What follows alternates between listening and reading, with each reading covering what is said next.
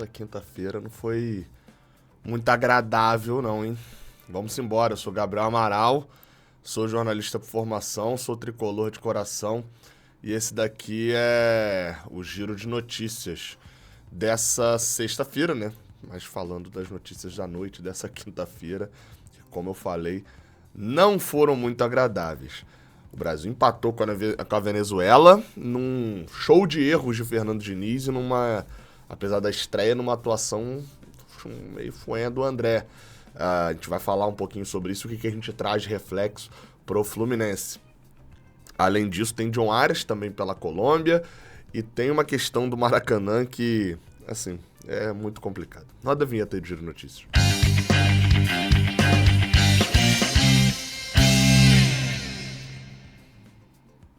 Tu tá sabendo que o OneFootball tem os lances ao vivo da Conmebol Libertadores, não tá? Se não sabia, tá sabendo agora. O OneFootball também é um aplicativo que tem muitas notícias relacionadas ao Fluminense, à seleção brasileira, enfim. Dá pra você ver os placares ao vivo por lá também. Aproveita, todos os lances ao vivo da Conmebol Libertadores estão lá na plataforma, né, no aplicativo OneFootball. O link eu vou deixar aqui embaixo pra você fazer o download. Beleza? Cara, vamos lá, é o seguinte, eu sou Gabriel Amaral, sou jornalista, sou tricolor, e a gente abre esse vídeo aqui falando primeiro da seleção brasileira, né? O Brasil empatou por 1-1 com a Venezuela, dentro do Brasil, né? Na Arena Pantanal, e o Fernando Diniz escalou uma formação, vamos pra parte que deixa o lead, né? O Brasil empatou por 1-1, o gol do Brasil foi marcado pelo Gabriel Magalhães depois de uma cobrança de escanteio, numa cabeçada no primeiro pau. E a Venezuela empatou na reta final do jogo. Esqueci o nome do nosso amigão que fez o gol ali de bicicleta. Meia bicicleta, né? Bechel, não sei como é que se fala exatamente o nome do amigão venezuelano. 1-1. Cara, e aí a gente vai para alguns dados que são assim, que mostram como é um absurdo o Brasil empatar com a Venezuela em casa, em qualquer hipótese. Esse foi o 19º jogo entre Brasil e Venezuela por eliminatórias, ok? 19 jogos por eliminatórias. O Brasil venceu 17. Não tô falando que são 19 como mandante, não, são 19 no todo, contando lá e aqui. E o Brasil venceu 17. O outro jogo que o Brasil não venceu, como hoje, foi em 2009, com Dunga treinando a seleção. O jogo foi no estádio Morenão, lá em Campo Grande, no Mato Grosso do Sul. E o Brasil ficou com 1 a menos, o zagueiro Miranda foi expulso com 10 minutos do segundo tempo e ainda assim acho que botou 2 ou 3 bolas na trave. Ou seja, a seleção de Dunga, com 1 a menos, botou bolas na trave e empatou 0-0 com a Venezuela. Então, essa é a marca que o Brasil alcançou nessa quinta-feira, empatando em casa com a Venezuela por 1-1. Na história inteira dos confrontos entre Brasil e Venezuela, isso contando amistoso, contando tudo, o Brasil perdeu uma vez só, né, num amistoso, agora não muito tempo, uns 7 anos atrás mais ou menos, e o Brasil tomou 10 gols só, tinha tomado 9 até esse jogo. Então assim, qualquer resultado que não seja vitória com a Venezuela é sim um resultado absurdo, desculpa, o papo é esse. E o torcedor do Fluminense, que viu a partida, identificou uma questão. A seleção brasileira teve Vinícius Júnior, né? Não estava na outra convocação e dessa vez o técnico Fernando Diniz teve Vinícius Júnior, teve Neymar, teve Rodrigo e manteve Richarlison. E com isso o Brasil entrou escalado no famoso 4-2-4 que o Diniz vem colocando no Fluminense, né?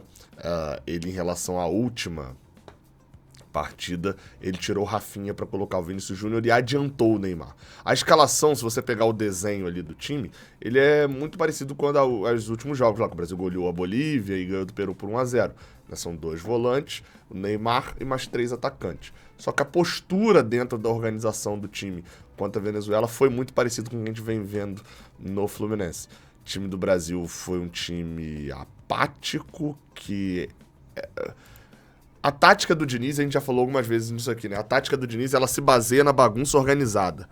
Não teve organização, então foi só bagunça. E mais uma vez o 4-2-4 não deu certo, deixando o Brasil extremamente exposto.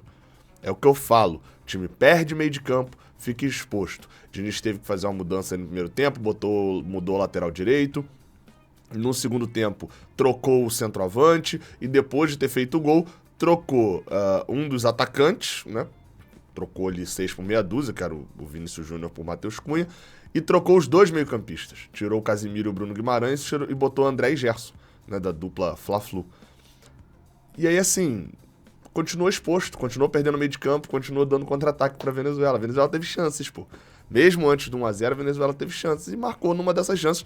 O André já tinha dado uma pegada fortíssima. O André desnecessariamente... Cara, não era absurdo dizer que o André poderia ser expulso, não, tá? Se o árbitro decide ali, olha ali aquele lance e é expulso, não tinha como falar que era maluquice, não. E o Gerson entregou, né? Foi desarmado ali no gol que gerou... no contra-ataque que gerou o gol da Venezuela. Cara, o Diniz precisa entender que esse esquema deixa o time dele exposto e se não funcionar muito bem na frente, ele corre riscos como correu contra a Venezuela de talvez até perder o jogo. Empatou no final das contas. A lição que se tira da seleção brasileira pro Fluminense é essa. É muita exposição. E olha que na seleção ele joga com Bruno Guimarães e Casimiro. Ainda tem uma pegada de marcação. No Fluminense ele tá jogando com o André e Ganso. Enfim, complicado. E a partida do Neymar e do Vinícius Júnior, meu amigo... Não que os outros, também Richarlison já vem mal, enfim, mas olha, esses dois, os malucos acima, decidiram errar com força. Né? Erraram muita coisa no jogo. O Neymar acertou também. O Vinícius Júnior parece que não acertou nada. Assim, partida bem ruim. Saindo um pouquinho do assunto seleção brasileira, mas ainda no assunto seleção, John Arias jogou, né? Teve Colômbia jogando em casa contra a seleção uruguaia, né? A seleção uruguaia foi até o estádio em Barranquilla, o Metropolitano de Barranquilla, para poder jogar contra a Colômbia. Um jogo bem legal, peguei um pedacinho só desse jogo. O James Rodrigues abriu o placar para a Colômbia, o Matias Oliveira empatou para o Uruguai, o Uribe, não é aquele Uribe, né? Outro Uribe, fez 2-1 para a Colômbia e no finalzinho do jogo o Darwin Núñez fez de pênalti, empatou para o Uruguai, um jogo animado, em que o John Arias saiu ali no finalzinho do jogo, mas foi coadjuvante. A nota é essa, não tem muito que se destacar do John Arias na partida, não. Como eu falei, eu não vi o jogo inteiro, né? Mas aí fui pegar os relatos de colombianos, relatos de brasileiros que viram o jogo, e que o John Arias não... E aí, assim, me preocupa uma coisa em relação ao John Arias. Muito se criticou agora de que o Fluminense estaria dando folga demais pro time nesse meio de semana, né? Pra quem não sabe, nessa data FIFA agora, o Fluminense deu folga na segunda. O time jogou no domingo, aí deram folga na segunda e na terça, treinaram na quarta, na quinta e treinam agora nessa sexta, e aí ganham folga de novo no sábado e no domingo, por 4 folgas e tal. Nem acho que seja problema não, porque a hora de dar folga é agora mesmo. O meu problema é justamente com jogadores, principalmente com o John Arias. Porque o John Arias não tá tendo esses 4 dias de folga, ele não tá descansando, pelo contrário. Ele tá fazendo a viagem gigantesca do Rio até Barranquilla, ele tá chegando lá em Barranquilla e tá treinando, jogando 90 minutos contra o Uruguai. E sabe o que ele vai fazer agora? Ele vai dormir, pegar um outro voo e vai pra, se eu não me engano, contra o Equador, não é isso? Deixa eu ver, a Colômbia enfrenta agora, fora de casa, é o Peru ou o Equador, e vai pra Quito pegar o Equador. Ou seja, vai lá pra Quito jogar na altitude, provavelmente ser titular contra o Equador, pra poder, isso na terça-noite, pra pegar um voo pro Rio de Janeiro, pra na quarta, enfim, tá por aqui e jogar contra o Corinthians. Acho que o jogo contra o Corinthians ele é muito importante, mas, cara, eu acho que o John Arias, olhando de fora, não deveria estar nesse jogo contra o Corinthians. Acho que é uma exigência física que eu acho que tá abalando um pouco o rendimento dele. Enfim, é a minha opinião. Vamos ver, né? Vamos ver se ele se destaca lá, né? O estádio da LDU, por sinal que ele vai jogar. Cara, pra gente poder fechar esse vídeo, só uma questão bizarra, né? Uma notícia do Guilherme Silva, que é repórter que cobre o Flamengo lá na Jovem Pan e no site Coluna do Fla. Ele disse o seguinte, que fez um tweet, né, exclusivo. Rodolfo Landim, presidente do Flamengo, afirmou que o local do jogo Flamengo e Bragantino será no Maracanã. Questionado se o clube já havia definido o estádio para o confronto, o dirigente me respondeu, né? Você respondeu para ele. Sim, já definimos Maracanã. A diretoria rubro-negra briga com a Conmebol que pretende fechar o palco para a final da Libertadores. Cara, então, vamos lá.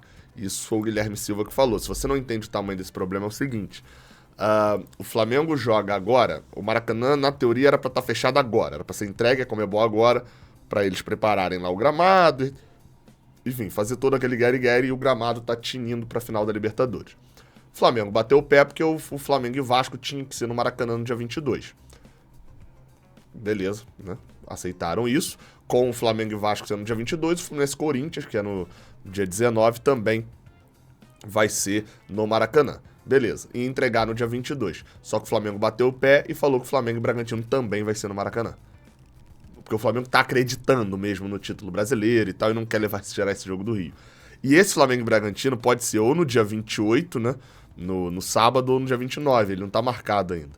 Ou seja, o certo é que o Maracanã vai ter um respiro de uma semana só pra a final da Libertadores. E eu vi muita gente falando assim, poxa, o Fluminense aceitou jogar, tirar o seu jogo do Maracanã para poder o Flamengo jogar a final da Copa do Brasil lá com um gramado bom, porque o Flamengo não aceita. Não, galera, eu acho que eu não sou muito desses caras que falam, não, eu boto a boca no trombone, eu sempre deixei claro que eu falo tudo minha opinião. Eu acho que tem uma parada que a galera tem medo de falar, porque rival fica zoando isso, e o flamenguista também. Galera, não, a gente não aceitou. O Fluminense não aceita, o Fluminense só diz sim. O Fluminense não tem direito a negar, a travar, não. Não sei se vocês nunca perceberam, mas o Fluminense é interveniente no Maracanã. Quem tem a licitação ali, é o TPU, né, a licitação momentânea, é o Flamengo. Não sei se vocês nunca perceberam, mas quando o Maracanã precisa fechar para tratar do gramado, ou o Flamengo tem menos jogos, vou inverter a ordem, né? Ou o Fluminense perde mais jogos no Maracanã e tem que mandar 2, 3 jogos fora de casa enquanto o Flamengo manda 1, ou é o mesmo número. Nunca acontece do Flamengo perder mais jogos no Maracanã. Porque a escolha é feita baseada no Flamengo. A prioridade é do Flamengo. Então, assim, o Fluminense aceitou. É uma merda, mas a gente tem que falar. Enquanto não sair essa porcaria dessa licitação, e Flamengo e Fluminense, caso o Fluminense esteja com a CND 100% lá, estiverem em pé de igualdade, forem os dois donos da licitação, proprietários, sabe, seja lá como é que se chama exatamente isso, os dois tiverem a licitação em conjunto, não estarão sempre em pé de igualdade, porque o Fluminense é interveniente e o Flamengo é quem tem a TPU, ou a licitação temporária, chame como quiser. É uma merda, eu sei que é uma merda, pô. Óbvio, ninguém tá falando que isso é bom, mas é a realidade. E é por isso que eu sempre falo, cobre do presidente do Fluminense, do Mário Bittencourt, e você aí, flamenguista também, que não gosta de ficar vendo o Vasco jogar lá no Maracanã, a mesma coisa. Cobre do Rodolfo Landim para que se tenha uma pressão, um lobby para essa licitação. Mas parece que não tem. A impressão que dá é que ninguém quer, só quer da boca para fora. Enquanto tiver, o Flamengo vai fazer isso. Agora, me assusta a Conmebol se sujeitar o Flamengo desse jeito. Pô, Conmebol, multa geral aí. Você faz um regulamento que se o jogador chutar um microfone, você quer julgar o cara, pô. E você vai meter que você não fez um contrato ali com a gestão do Maracanã, falando que quer 20 dias, que quer 15 dias, que quer garantido em contrato ali, que tu vai pagar o aluguel. A gente sabe que você vai pagar o aluguel pra poder mandar a final da Libertadores do Maracanã. E você não meteu no contrato a quantidade de dias que você quer antes, vai jogar a Conmebol. Até quando ela dá uma cagada de fazer uma final de Libertadores que vai lotar, porque se eu não tô enganado é a primeira, porque eu acho que o Flamengo e River não lotou, não esgotou todos os ingressos, mas mesmo que tenha esgotado, vai ser a segunda final única só que vai esgotar, até quando ela dá uma sorte de, pegar um time local, um Brasil e Argentina, um jogo gigantesco no Maracanã, ela vai conseguir fazer merda no campo. 5 dias vai ser um negócio de louco. Enfim, tá? É isso, tamo junto, até a próxima, valeu.